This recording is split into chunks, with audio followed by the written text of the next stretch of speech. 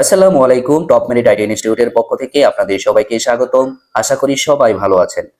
আমাদের আজকের computer office application কোর্সে নবম ক্লাসে আমরা শিখতে যাচ্ছি মাইক্রোসফট ওয়ার্ডের অত্যন্ত গুরুত্বপূর্ণ তিনটি কাজ: টেক্সট অ্যালাইনমেন্ট, বুলেট, নাম্বারিং। একটি ডকুমেন্টকে সুন্দর এবং প্রফেশনাল ভাবে সাজিয়ে তোলার জন্য এই অপশনগুলো জানা আমাদের জন্য খুবই জরুরি। তাই ভিডিওটি না টেনে শুরু থেকে শেষ পর্যন্ত মনোযোগ দিয়ে দেখুন।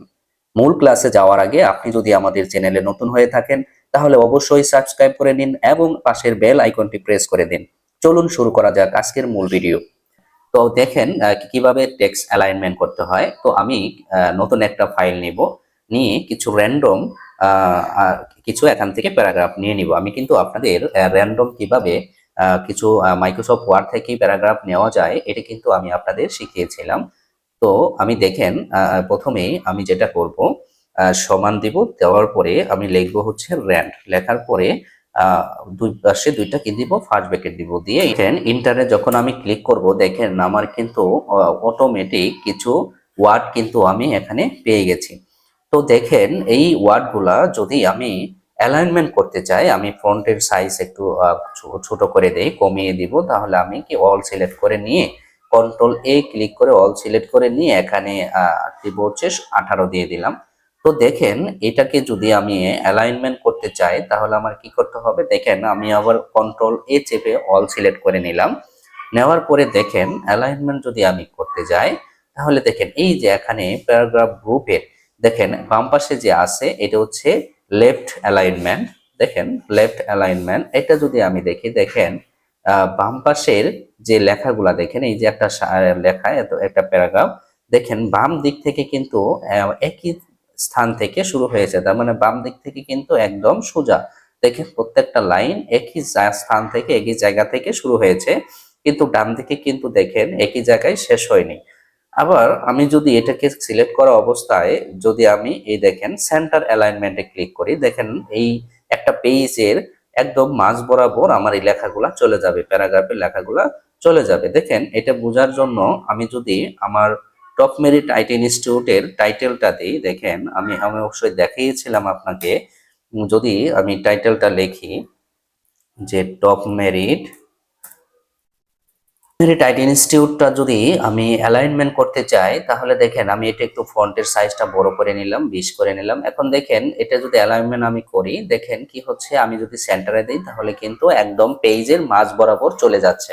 তো এটা হচ্ছে আমার সেন্টার অ্যালাইনমেন্ট। আমি যদি পুরা লেখাকে কন্ট্রোল এ তে সিলেক্ট করে আমি যদি সেন্টার অ্যালাইনমেন্টে ক্লিক করি তাহলে কিন্তু দেখেন এই লেখাগুলো আমাদের পেজের মাঝ বরাবর চলে আসতেছে।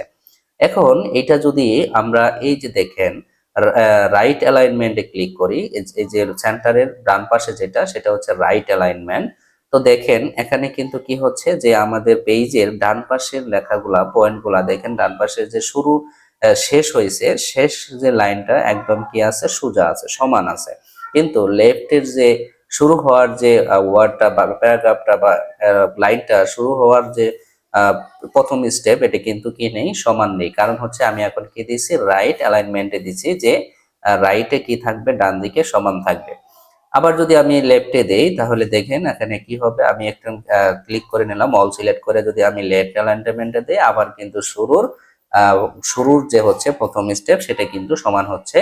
আমি যদি তার দেখেন সেন্টার অ্যালাইনমেন্টে দেই তাহলে কিন্তু কি হচ্ছে, দেখেন আমাদের ফরম্যাটের আমাদের একদম মাঝ বরাবর আমার লেখাগুলো চলে আসতেছে। আমি যদি রাইট অ্যালাইনমেন্টে দেই তাহলে কি হচ্ছে, আমাদের বাক্যের যে শেষ সেটা যেন একবারে সমানভাবে শেষ হচ্ছে। এরপরে দেখেন এই যে রাইট অ্যালাইনমেন্টের পাশে এটা হচ্ছে জাস্টিফাই।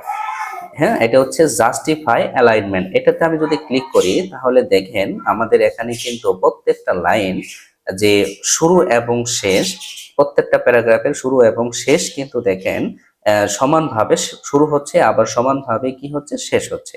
একবার দেখছেন এখানে, দেখেন আমরা এখন কন্ট্রোল এ, এখানে দেখেন এই যে আমরা যদি এই ইন্টারটা এখানে যে স্পেসটা আছে এটা যদি আমরা কেটে দেই, তারপরে এখানে স্পেস আছে এটা যদি আমরা কেটে দেই, দেখেন এখানে কেটে দেওয়ার পর এখন একটু দেখেন আমরা অল সিলেক্ট করলাম, করার পরে এখন যদি আমরা দেখেন এই জাস্টিফাই ক্লিক করি তাহলে দেখেন জাস্টিফাই ক্লিক করার পর দেখেন এই যে আমি যতটুকু দেখেন এইটুকু যে আমি সিলেক্ট করেছি, দেখেন যে সমানভাবে শুরু হয়েছে এবং সমানভাবে কি হয়েছে, লাইনটা শেষ হয়েছে। এটাকে বলা হয় জাস্টিফাই করা। যদি আমি লেফটে ক্লিক করি তাহলে কি বাম দিক থেকে সমানভাবে শুরু হচ্ছে, ডান দিকে কি সমান নেই। আমি যদি সেন্টার অ্যালাইনমেন্টে দেই তাহলে দেখা যাচ্ছে লেখাগুলো একদম আমাদের ডকুমেন্টের মাঝ বরাবর চলে আসতেছে। যদি আমি রাইট অ্যালাইনমেন্টে দেই তাহলে আমাদের শেষে ডান পাশে সমান হচ্ছে। জাস্টিফাই দিলে এবং শুরু এবং শেষ কি হচ্ছে, লাইনগুলো একদম সমান হয়ে যাচ্ছে। তো আশা করি সুপ্রিয় শিক্ষার্থীরা আপনারা সকলেই বুঝতে পেরেছেন। এরপরে আমাদের যে টপিক সেটা হচ্ছে দেখেন বুলেট দেওয়া। বুলেট এবং নাম্বারিংটা আমাদের কোথায় দরকার হয়, দেখেন আমাদের মনে করেন যে করিম একজন ব্যক্তি, তিনটা লোক কাজ করে কার আন্ডারে, এই করিমের আন্ডারে।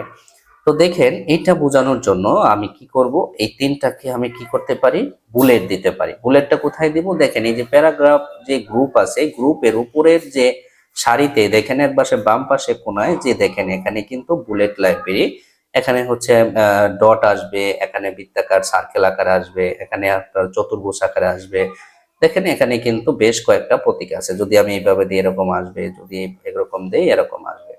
তো এটাই হচ্ছে আমাদের কি করা, বুলেট দেওয়া। এটা কিন্তু আমাদের অনেক সময় কি হয়, প্রয়োজন পড়ে।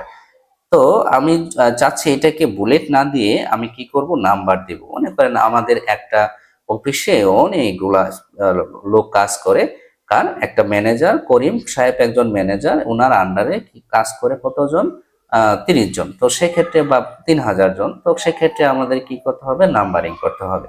তখন বুলেট দিব না, যে কতজন কাজ করে সেটাও আমার জন্য হিসাব থাকে। তাহলে আমি কি করব, এই যে নাম্বারিং যাব, যে নাম্বারিং লাইব্রেরি, এখানে নাম্বারিং এ যাওয়ার পরে দেখেন আমি এইভাবেও দিতে পারি, দিলে দেখেন কি হচ্ছে, এরকম নাম্বার চলে আসতেছে। আবার আমি চাচ্ছি এইভাবে দিব না, এভাবে দিব, রোমান সংখ্যা আকারে দিব, দেখেন এইভাবে চলে আসতেছে। আমি না দিয়ে আমি এবিসি আকারে দিব, দেখেন এইভাবে চলে আসতেছে। তাহলে আশা করি আপনারা কি করতে হবে, যাদেরকে নাম্বারিং করব বা বুলেট দিব যাদের সামনে, তাহলে পুরাটাই আমাদের কি করতে হবে, সিলেক্ট করতে হবে।